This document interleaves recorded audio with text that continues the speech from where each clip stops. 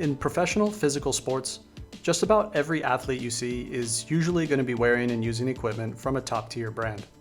And most of this equipment, all of these shoes and clothes, they're mostly made out of the same materials within their sport and are used in the exact same way. It's the athletes using their bodies in different ways to perform various maneuvers and make different plays, which makes them stand out.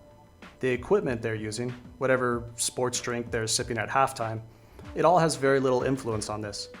But in esports, if you were to ask around about what equipment you should use, you'll often get the response of, this is a pointless conversation. You want to know what equipment is the best? Just look at what the pros are using. But why can't this line of thinking be trusted? Well, for two reasons.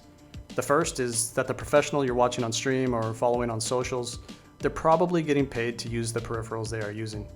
But more importantly, if the professional isn't getting paid, they're probably using that particular mouse and keyboard because they best complement their unique playstyle. And this is a key issue. The use of equipment in competitive esports varies by a lot based on the player's preference as compared to competitive physical sports, where the ball or the club or the racket are held to specific guidelines that they have to satisfy for use in competition.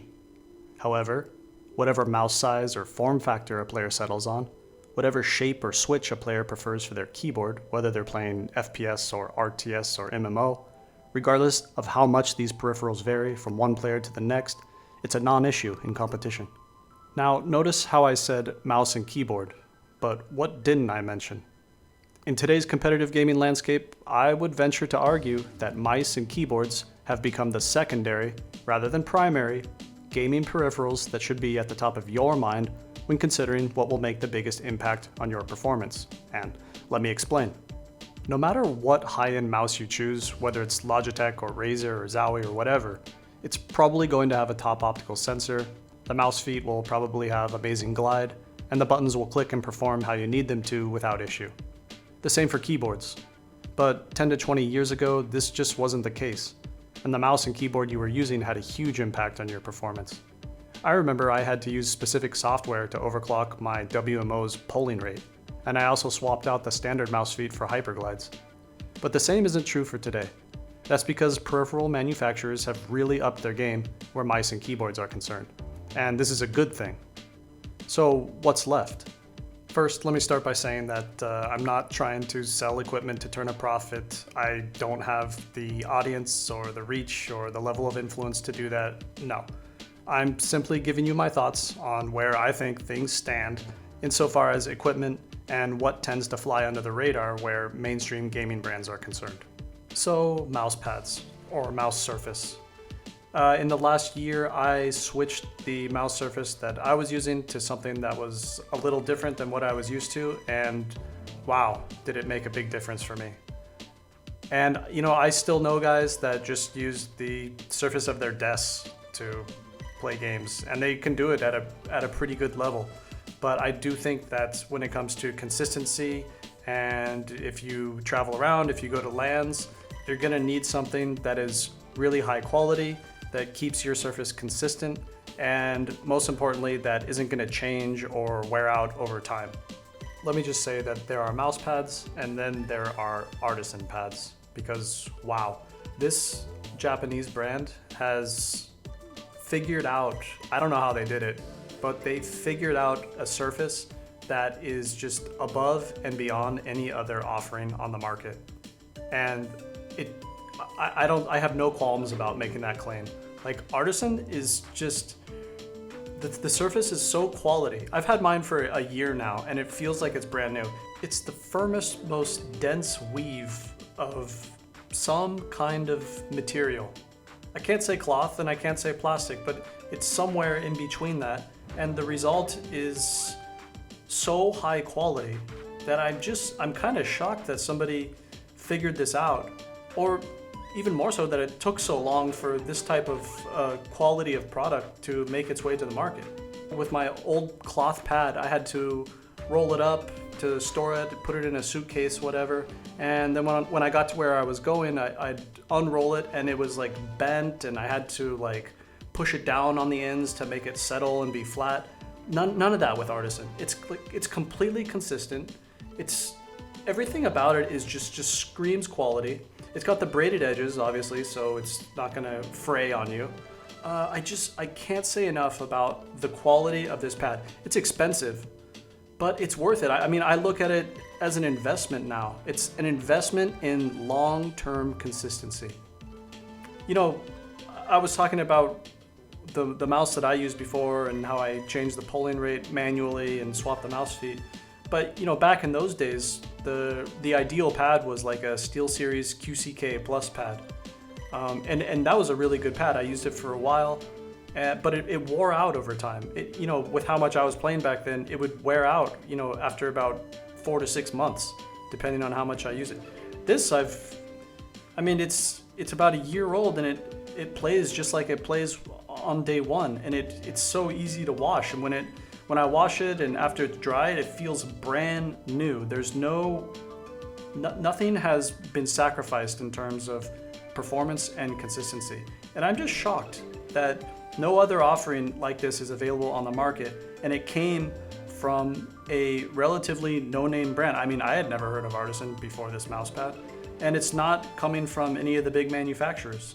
So there it is. That's what I think about this product. I'm done plugging it and talking about it, but that's what I think, and it's something really special.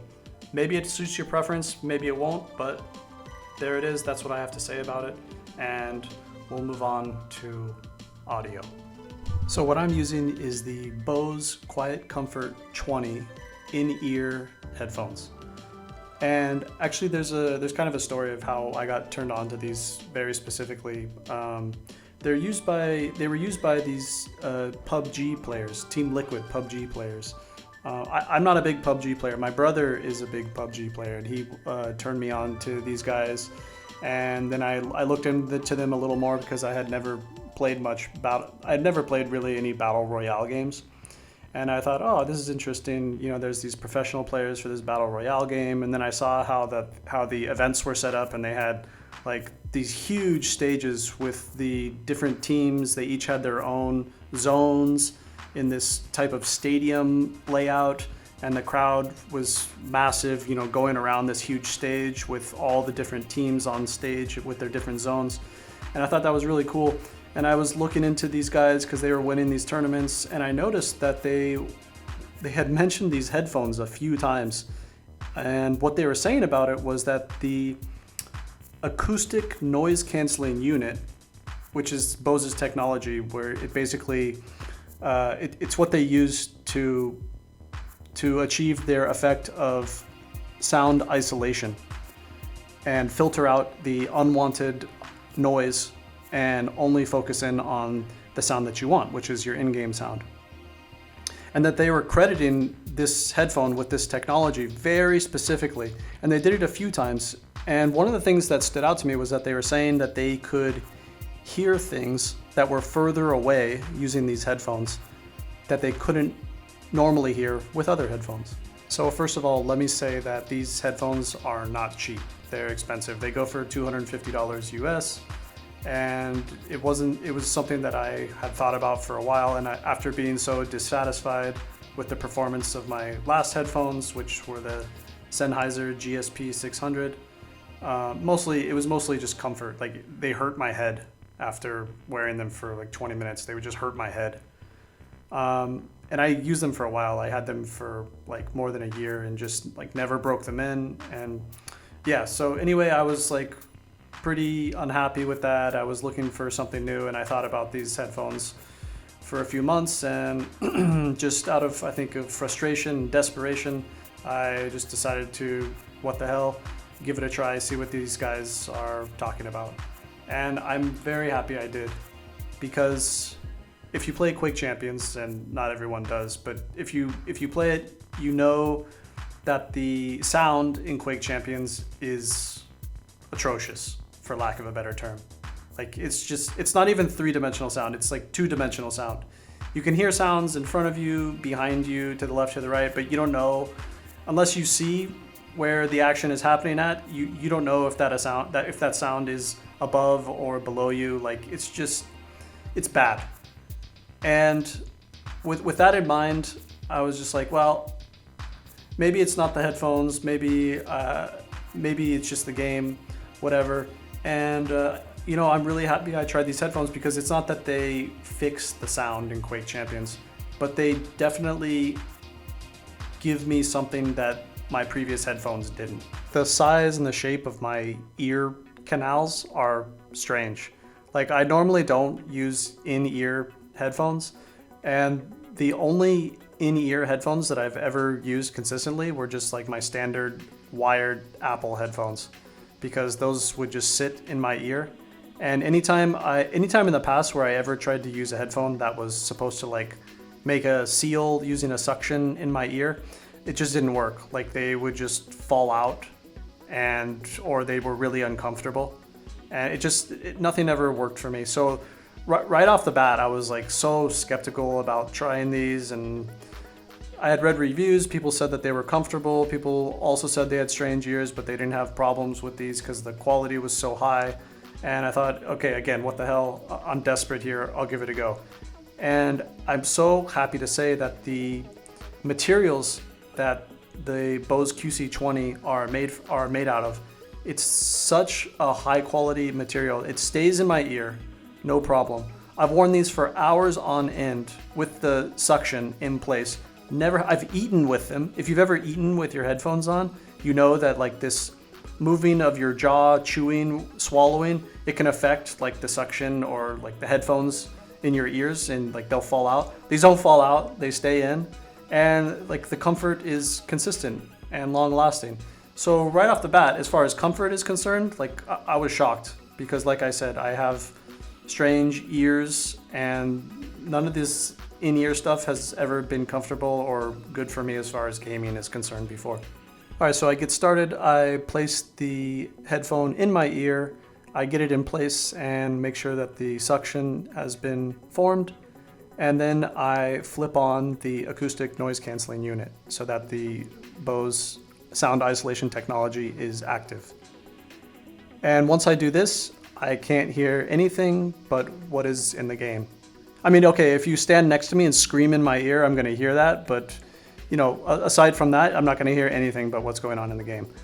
Now, most importantly, the performance of this headphone. Do I think that it gives me an advantage over other standard headphone offering, or not even standard, other high-end audio offerings from gaming brands? Do I think it gives me an advantage? Yes. What advantage is that?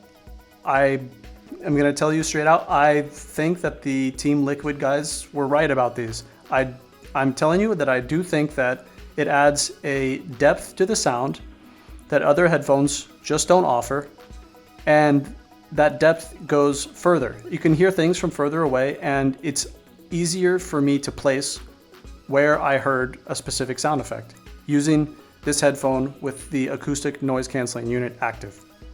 So there it is. That's what I think. Maybe it's an unfair advantage. I don't know. I mean, these headphones, I think that they debuted in 2012. I don't think there's been a whole lot of updates to the technology since then, but they have a pretty standard charge. I mean, they're supposed to last up to 16 hours on a full charge, so that's not a problem. And for some reason, this technology that Bose offers and the comfort that they offer with it they have an advantage here. I don't know if they meant to do it for gaming. I don't think gamers were their target audience, but somehow, some way, they managed to make a product that, as far as I'm concerned, it does deliver an advantage over other offerings on the market. So there it is, guys. When it comes to the equipment that you settle on for your gaming, don't put too much thought on it.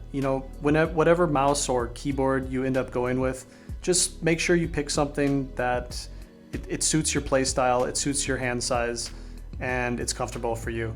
Because whatever you do settle on, as far as mouse and keyboard is concerned, it's going to be of high quality, it's going to perform to a really high standard, and it's not going to make a huge difference to your game when compared to other mice and keyboards. However, like I said, your mouse pad and your audio in your choice in audio will have a bigger impact. At least I think it will.